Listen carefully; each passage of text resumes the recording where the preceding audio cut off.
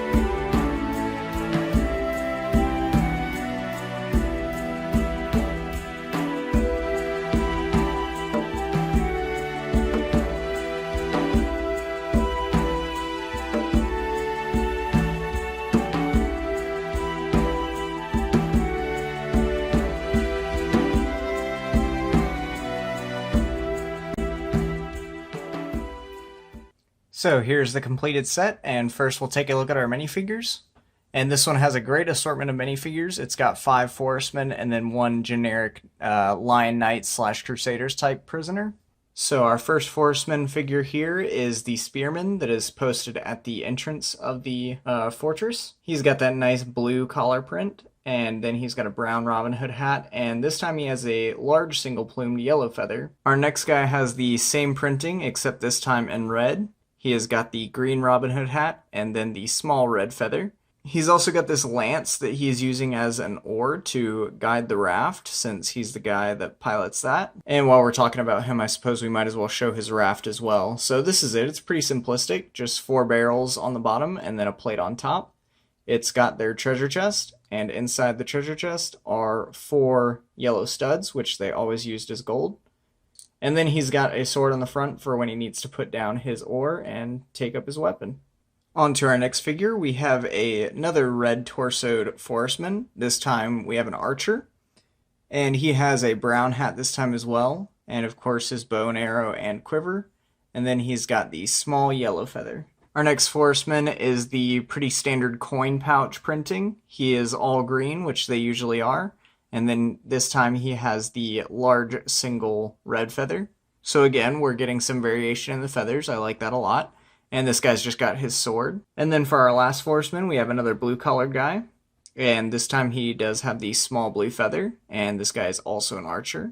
And then our last minifigure here is just this generic Lion Knight / Crusader Knights that they've taken as a prisoner. Not too much to say about him. No accessories. And just that pretty simple lion decoration.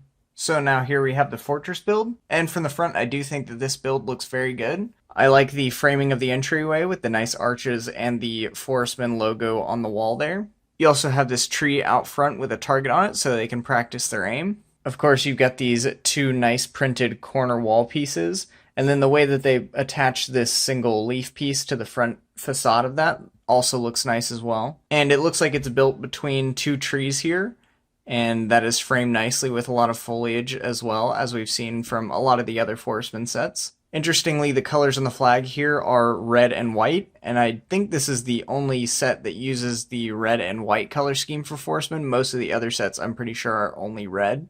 Going up to the walkway here, you have some nice arches, as I said, framing the doorway. You've also got arching underneath, going to the support of the base. And then you've got the trees coming down into the water with that nice slope there from all angles. And I think that looks good as well. The entire build is situated on top of a 32 by 32 blue base plate. Now the base plate I am not a huge fan of. I think it looks a little bit odd that this thing's just straight up coming out of the water. Perhaps it would have looked better to have some form of printing in the center there to show that the trees are actually growing on something. I think that could have looked a little bit better. As it is, you kind of just got to use your imagination. Not the biggest complaint, but it does kind of stand out when you've just got this sea of blue and then this build coming right up out of it. It's a little kind of odd, I would say. Another cool feature we have here is this winch right here actually raises this drawbridge that you see on the inside there. Let me get this a little bit closer so you can see that better. So you just lower it like this, and it's just 4 1x8 tiles side by side there, and it slides up and down nicely. No complaints there, and I think that's a neat little play feature. So I wanted to start this review out on a positive note because I don't think that this is a bad set, but for me it really does fall apart once we turn it around to the back, and especially in the interior here. So turning it around, that's what you got. You got these 4 wall panels stacked in a square like this, and that's it. It's completely flat. Incredibly boring. You've got this arch here, and that's all there is. And continuing the disappointment, this whole side of the building here actually slides open with some hinges, and we can get a look at the inside here. And as I'm sure you can see right here, there is not much of an interior. So pretty much the only semblance of a feature on the inside here is that they have these bar pieces lined up to make it sort of like a jail cell for their prisoner. However, even this has some problems as the figure himself is just standing in the water. So this goes back to the point I just made about maybe doing some sort of printing on this base plate so this guy's not literally standing in water. Apart from that, I mean, you pretty much have this 4x4 plate area, and that is it. You've got this clip here that holds this sword. There is no room on the second floor because there really is no second floor. You've got the mechanism for the sliding doorway here, and you can fit your prisoner and a single minifigure in there and close it up, and it fits. But that's about the bare minimum you could ask for, honestly. So with Forestmen being one of my favorite castle sub-themes, I'm sure it's not a big surprise that when I built this, it was a bit of a disappointment for me. I was definitely hoping for more in the interior, and while it does look like a pretty good display piece from the front since it is decently sized, it's not incredibly large, but it's also not small like most of the other Forestmen sets. But really, they could have done so much more. I think what I would have done if I were designing this set is definitely tried to get some form of printed base plate for the bottom here. Even something as simple as this pirate base plate that they introduced the same year probably would have worked better for the base plate of this set. And while I do think that this hinged back here is pretty cool since it allows you to get inside very easily, the fact that it takes up so many pieces and takes away so much space from the interior, I probably would have actually just left the back open entirely. And I know I recently praised the Camouflage Outpost for being such a nice self-contained build. I really don't feel the same way about this one, as it looks nice from the front, and it looks like it has some depth and some character from this angle especially. But when you turn it around, you just get that completely flat, bland back that is literally doing nothing. I mean, you take that away and you've got this fully open interior and nothing changes. So I would definitely use those pieces in a better way. And I think what you do with that is once you take all these pieces off the side here, you can create much more of a larger interior, create more of a facade and a playset type build. Since there's literally no room right now to even create your own interior with this, unlike we saw with the Camouflaged Outpost, which was pretty much completely lacking in interior as well, but it definitely gave you enough room on the interior to be able to build your own, whereas this one does not at all. So adjusted for inflation, the set would have retailed for $80.60, and current used prices have it at $174.44.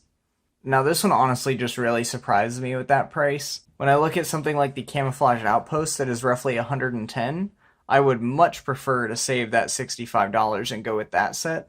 The figure selection here is good, not great. The Camouflage Outpost has more variety and actually one more Forestman, which I would certainly prefer over the Lion Knights figure. And I actually think that one is a better self-contained build, whereas this one does look good from the front and maybe would be more imposing on a shelf. I definitely don't think that it has the playability that the Camouflaged Outpost provides. So if you're going for a Forestman set and you're looking at this one and you're primarily interested in the minifigures, I would definitely recommend that you skip this one and instead get the Camouflaged Outpost. Like I said, it's got a better selection of minifigures, actually one more Forestman, and the build itself is pretty respectable as well and has more playability than this one. And you're also saving yourself $60-something. Now, if you're looking at this set and money is not an issue for you, I would then encourage you to go for the Forestman's Crossing, as that again has a better selection of minifigures, the same number of Forestmen, and just provides an overall more visually appealing build. So let me know what you think about this set. Is it disappointing? Is it amazing? Is it maybe a little bit of a letdown as the largest Forestman set? That's kind of my opinion, but let me know what you think in the comments. And as always, thank you for watching.